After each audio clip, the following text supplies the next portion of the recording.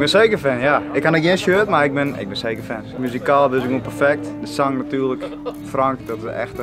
Ja, en Max en Hier natuurlijk. Max en Hier. Gewoon Max en Hier, dat is gewoon geweldig.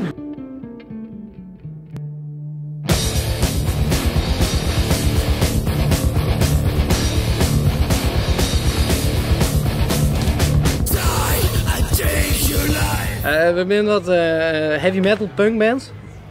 We zijn 4 jaar geleden begonnen, wat met minpunten en nu zitten we op het hele positieve punt. We hebben een album uitgebracht. Ja, een nieuw albummeidje, nieuwe nummers en reviews heel je, want hij had met me dat zei van. En ik ging eens meer spelen. De Kashmir heel je bij verschillende zaken.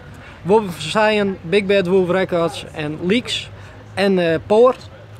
En ja, vooral luisteren, te gek. We proberen het al even wat terug te brengen.